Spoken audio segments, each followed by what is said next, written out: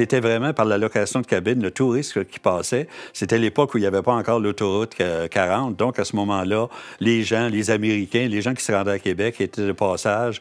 Et c'était l'époque de l'âge d'or. Mais ça, c'est vrai pour une dizaine d'endroits.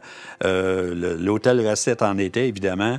Mais d'autres aussi étaient très populaires au niveau des cabines. Les cabines et les chalets, il y avait deux sortes de cabines.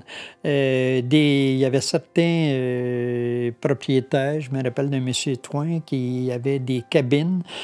Lui était loué, il louait ça pour l'été. C'était aujourd'hui, si je me souviens bien, pas loin de la plage Ernest dans le temps, où est-ce qu'est bâti aujourd'hui la marina de Repentigny. Il y a eu un hôtel, lui-même a bâti un hôtel, mais dans le temps, il y avait des chalets. Lui, je ne me souviens pas s'il le louait à la saison. Je pense qu'il le louait à la saison.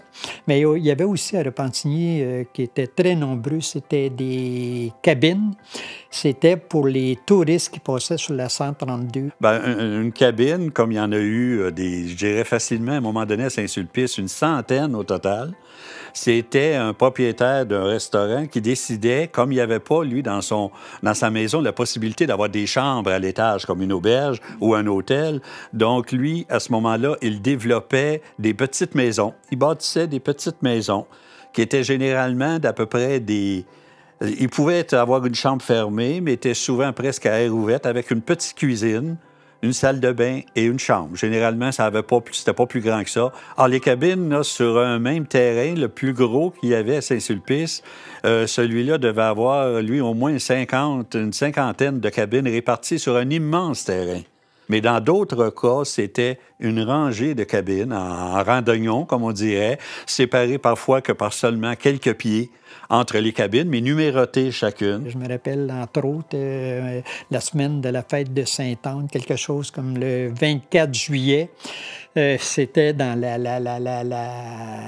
la rumeur publique qu'il y avait beaucoup d'Américains qui partaient des gens qui, autrefois, demeuraient au Québec, qui avaient gardé une dévotion envers Sainte-Anne. Et dans la semaine de cette semaine-là, toutes les cabines de Repentigny, il n'y avait pas d'hôtel, de motel. Dans le temps, c'était des cabines.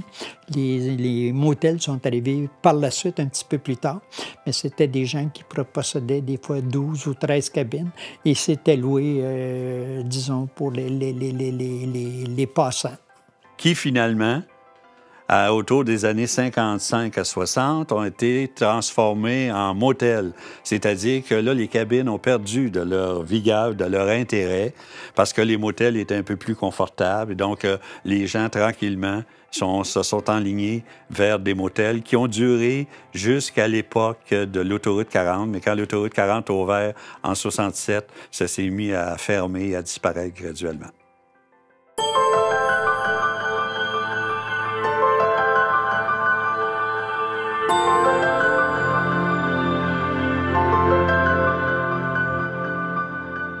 La MRC de l'Assomption, un patrimoine à découvrir.